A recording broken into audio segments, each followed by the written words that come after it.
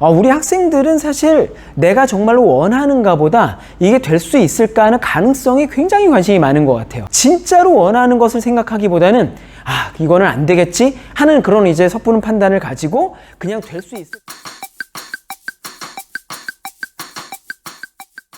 안녕하세요. 청소년 고민 해결사 코바디스 일상일패 코칭 상담 연구소의 최충만 코치입니다. 제가 오늘은 중고등학생이 진로를 못 찾는 이유는 무엇인가, 그리고 어떻게 해결하면 좋을까에 대해서 말씀을 드려보려고 합니다.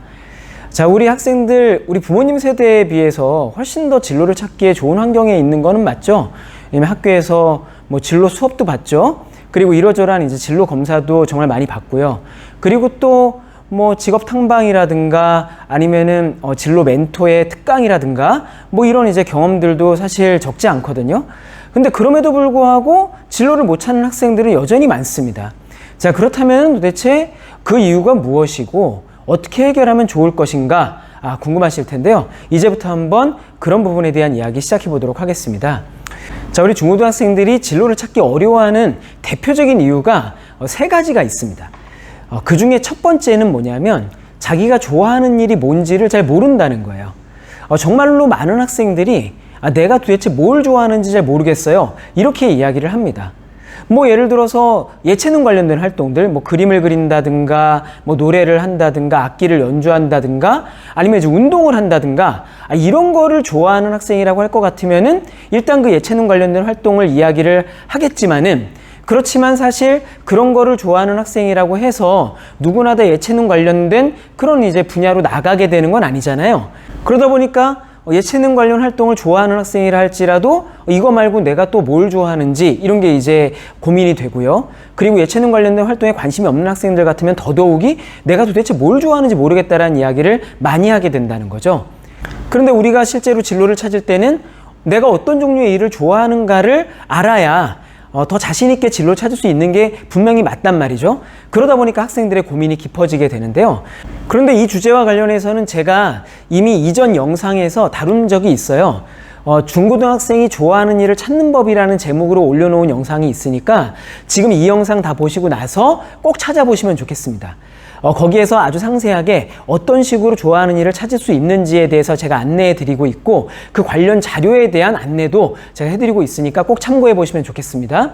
자, 이제 그러면 우리 중고등학생이 진로를 찾기 어려운 두 번째 이유 말씀드리겠습니다. 그거는 한마디로 얘기해서 자신이 없어서입니다. 자, 그런데 이 자신이 없다는 것도 두 종류로 나눠볼 수 있어요. 우선 첫 번째는 내가 어렴풋이나마 막연하게나마 관심 가는 직업이 있기는 한데, 그런데 그게 될 수 있을 것 같지 않다라는 부분이고요. 그 다음 두 번째로는 역시나 마찬가지로 내가 막연하게 관심이 가는 그런 직업이 있기는 하지만 내가 그 일을 잘할 수 있을 것 같지 않다, 이런 이유가 또 있을 수가 있어요. 자, 그러면 먼저 될 수 있을 것 같지가 않다, 이렇게 이제 생각하는 친구들은 어떤 마음인 걸까요?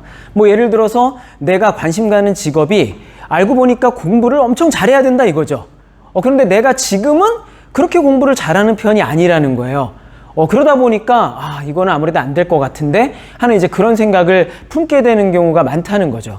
제가 학생들을 만나보면은 우리 학생들은 사실 내가 정말로 원하는가 보다 이게 될 수 있을까 하는 가능성에 굉장히 관심이 많은 것 같아요.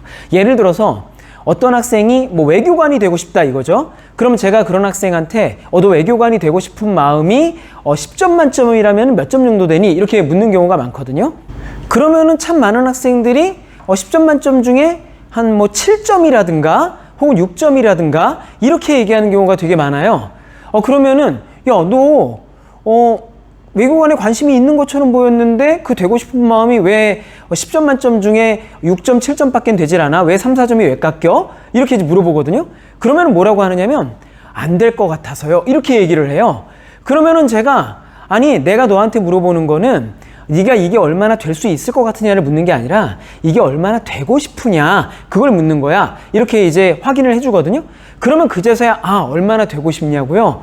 그러면 10점이요. 이렇게 얘기하는 경우가 굉장히 많아요.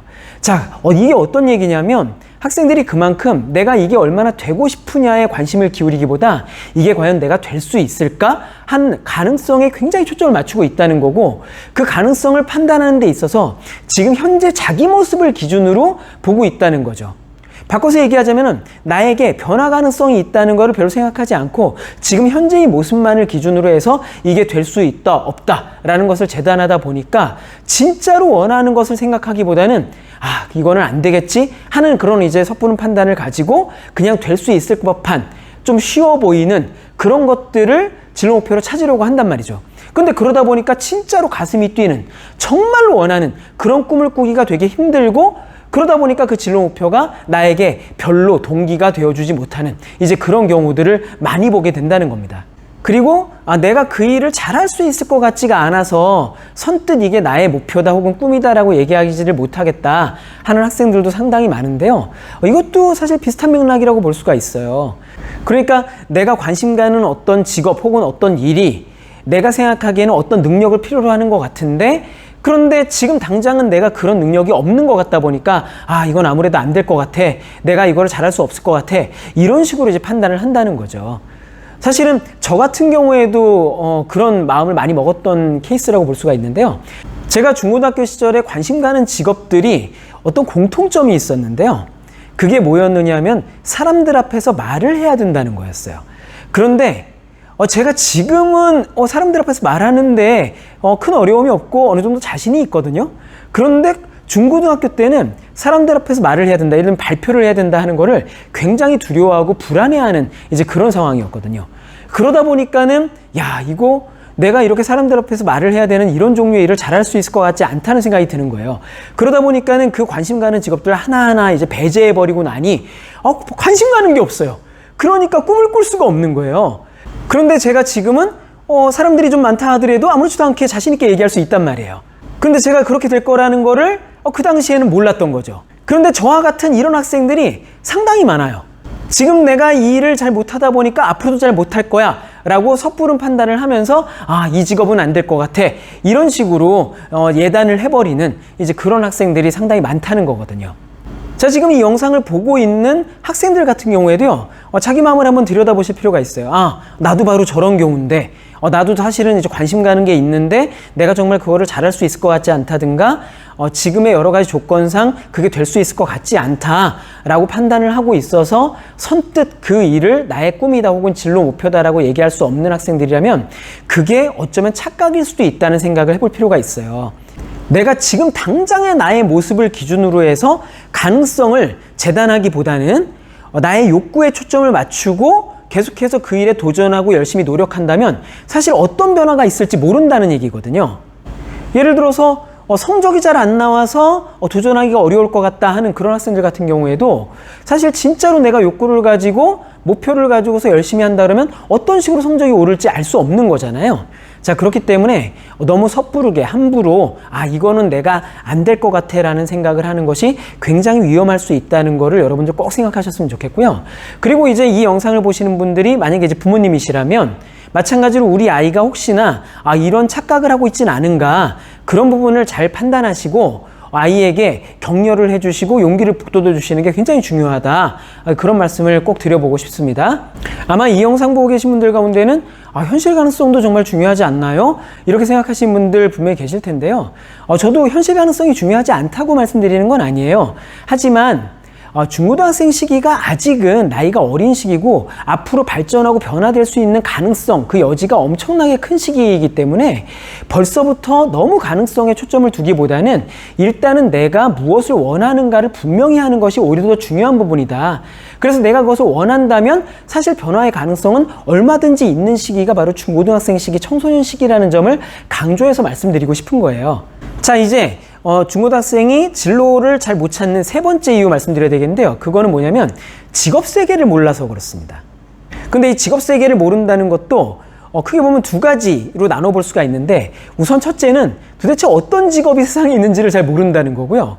그 다음에 이제 두 번째로는 내가 어떤 직업에 관심이 간다 할지라도 그 일을 구체적으로 내가 하는 모습, 내가 과연 이 일을 하게 된다면 어떻게 하게 될 것인가를 상상하기 힘들다 보니까 진로 목표를 찾기가 힘든 경우들이 있다. 이렇게 이제 두 가지로 나눠볼 수가 있어요. 자, 우선 첫 번째, 세상에 어떤 직업들이 있는지를 잘 모르다 보니까 진로 목표를 잘 못 찾는 이제 그런 경우들이 상당히 많죠. 이런 학생들 사실 주변에서 보는 직업이라는 건 굉장히 한정돼 있잖아요. 이제 그러다 보니까 자기 경험 범위에서 생각을 하기 때문에 이런 학생들의 문제를 해결하려면 일단은 세상에 어떤 종류의 직업들이 있는지, 얼마나 다양한 직업 세계가 있는지를 보여줄 필요가 있거든요. 예를 들어서 고용노동부에서 운영하는 워크넷이라는 사이트에 들어가 보면 그 안에 이제 직업 찾기 카테고리가 있거든요. 그 직업 찾기 안에 보면 이제 다양한 종류의 직업들이 쫙 나온단 말이에요. 거기에 나오는 그런 이제 직업의 이름들을 보면서 학생이 세상에 이렇게 많은 직업들이 있구나 하는 것을 알 수 있도록 도와주는 거. 그리고 거기 그 이름을 보니까 왠지 관심이 갈 만한 일인데 이게 도대체 뭐 하는 거지? 하고 그 정보들을 찾아볼 수 있도록 독려하는 것. 그리고 이제 부모님이 설명을 많이 해주시는 것. 이런 과정이 필요하다고 볼 수가 있고요. 자, 그 다음으로 우리 중고등학생들이 자신이 관련 있는 직업은 있다 할지라도 그것이 도대체 어떤 식으로 내가 일을 하게 되는 건지를 상상하기가 힘들다 보니까 진로 고민을 딱 찾기가 어렵다, 이런 말씀 드렸는데요. 예를 들어서 선생님 같은 경우에는 학생들이 매일같이 이제 접하다 보니까 선생님은 이렇게 일을 하시는구나 라는 거를 상상하기가 쉽잖아요.